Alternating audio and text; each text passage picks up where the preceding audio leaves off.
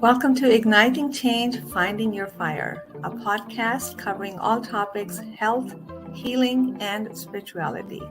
I'm your host, Meena Puri. Thank you for joining me.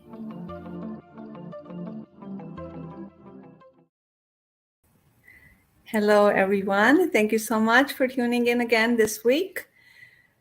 I am playing musical chairs with my office.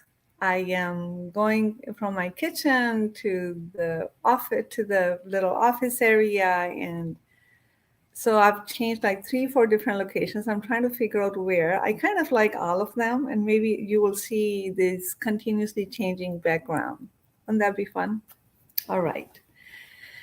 So thank you again. So in this episode, I am going to talk about our purpose.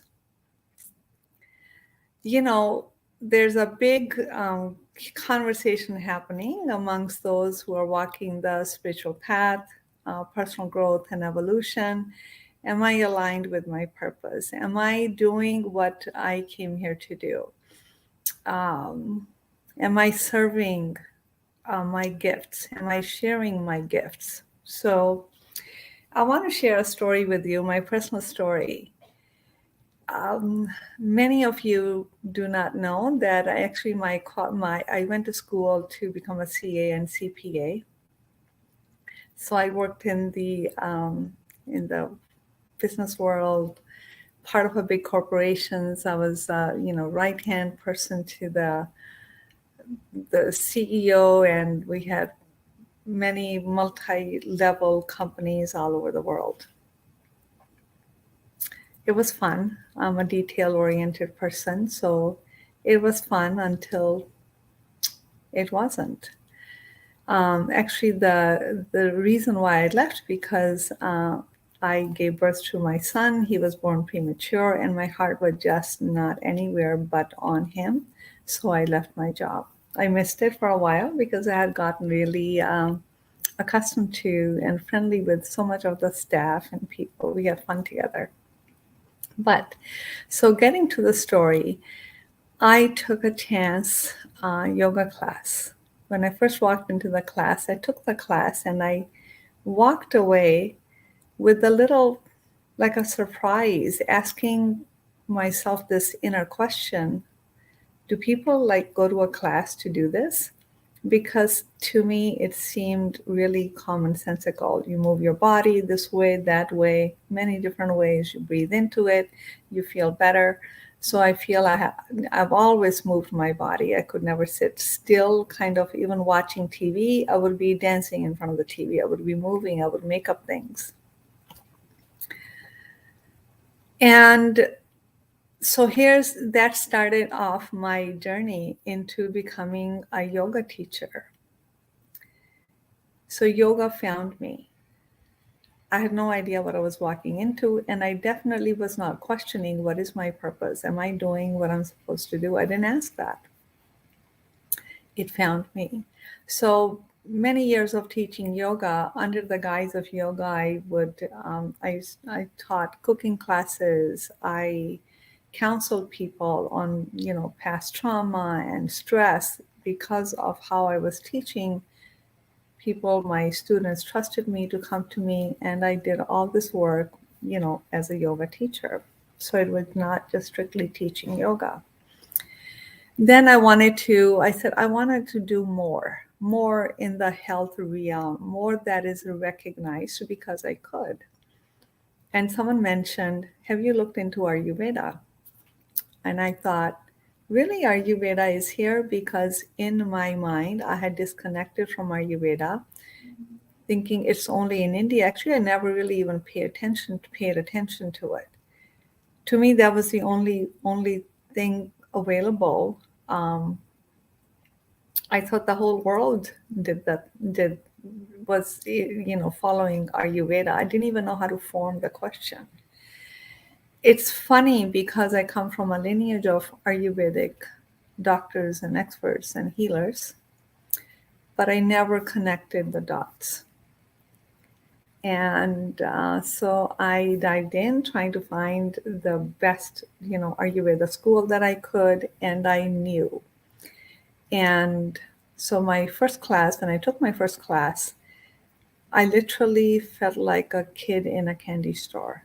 I can't tell you how overjoyed I was. I was driving home from my first class and I actually was squealing with joy in the car because finally there was something out there that spoke my language.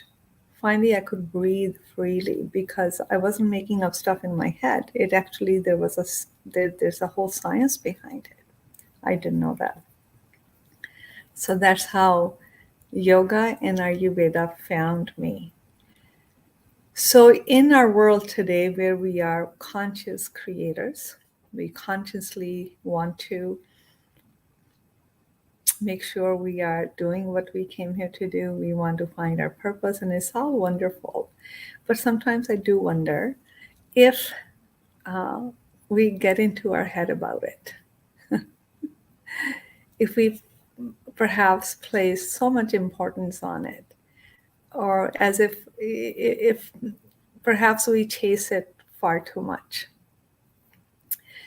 And one of the drawbacks of conscious creating is we get into our head about it. We forget the most important part of conscious creating, which is letting go. That's a whole new video. We get in our head. When we get inside our head, we come in our own way. We block the flow of energy. Life can't happen for us because we're trying so hard to make it happen. So just going back in my own journey, I wasn't even thinking my purpose. I was just kind of living and trying to just kind of do the very best I could at that time in a marriage that I was in. Just kind of doing everything that I needed to do. But I knew something was off, but I wasn't aware of something was off. I thought maybe, I don't know, that's how it is. It'll become clearer, or it just takes time to become really aware. And same thing with Ayurveda. When I was starting to kind of, that time I was already doing yoga and I wanted to do more. And then Ayurveda came into my radar, into my awareness. And the moment I heard the word, I'm getting goosebumps as I share this story with you. I knew that, oh my gosh, I totally forgot about this. And when I found it, it was like I came home.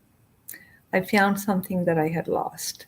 So as I did a lot of prior life works with a teacher for a couple of years, and it really, for me, it seems like a continuum of what I was already doing in my past life. And that's why when I kind of took that yoga class, I was stumped as to, people actually go to a class to learn this. Don't you know it?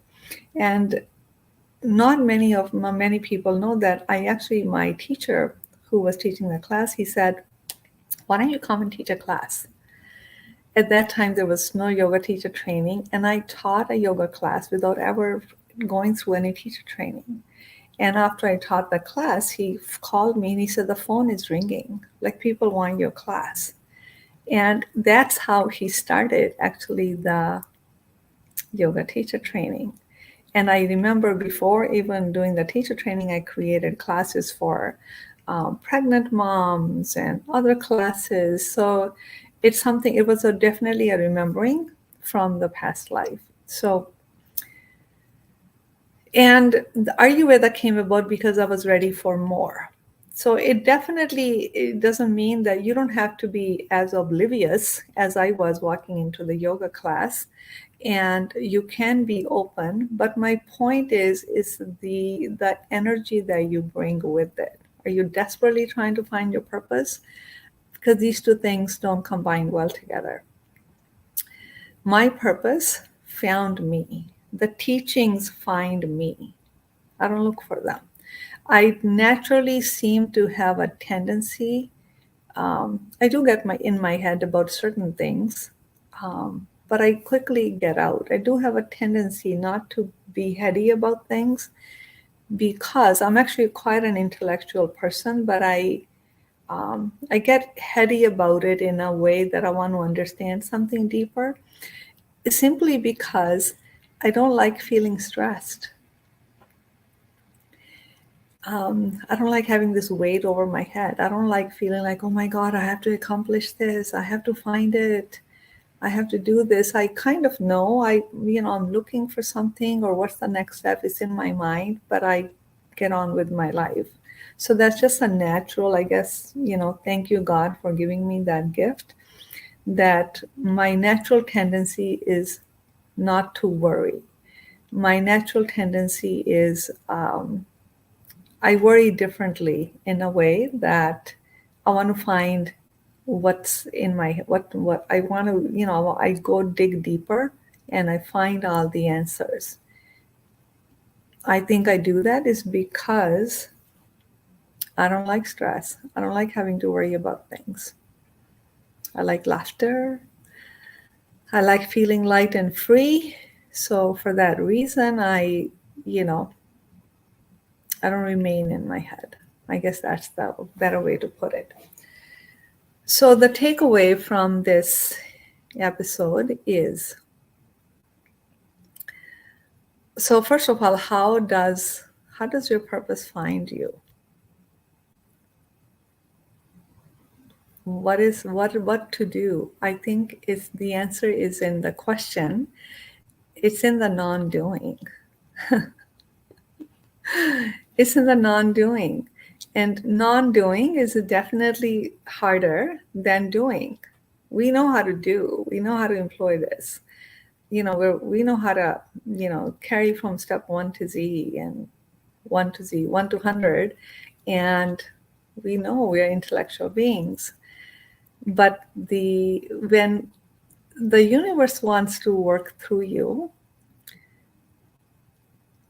it comes about when you are not doing, when you're not trying to dictate or when you're not trying to control. So how do you do the non-doing is do what's before you, do it well. You don't even have to understand everything. It's before you, you're doing it, your energy and attention is going into it.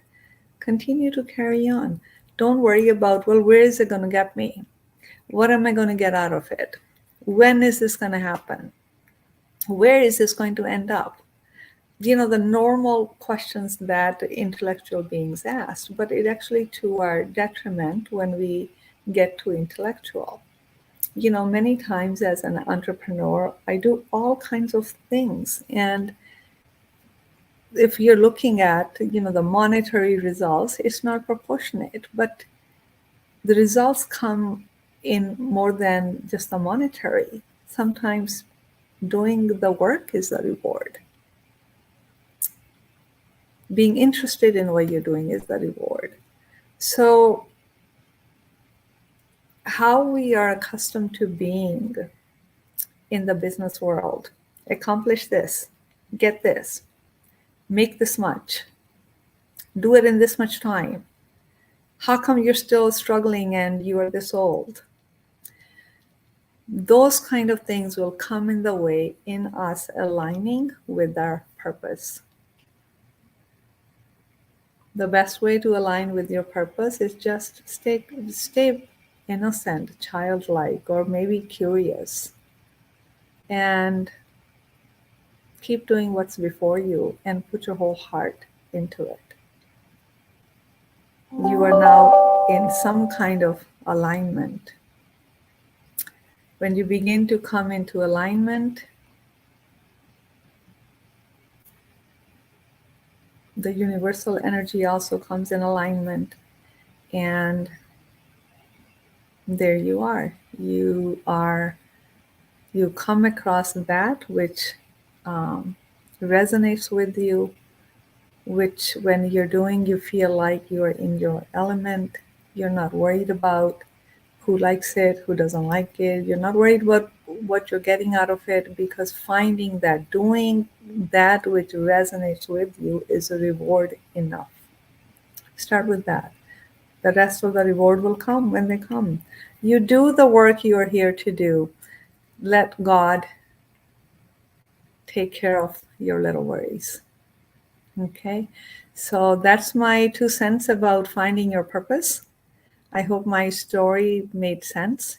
and it may shed some light on where you are trying to force and worry too much, and just relax, let go, enjoy every moment, put your whole self in what is before you, and the rest will follow. Thank you so much. If you enjoyed this, please leave me a comment. If you think someone else may want to hear it, please share it with them. And I will see you at the next episode. Thanks again. Thank you for listening to Igniting Change, Finding Your Fire. If you enjoyed this episode, don't forget to hit the like and subscribe button, and we look forward to being with you next week.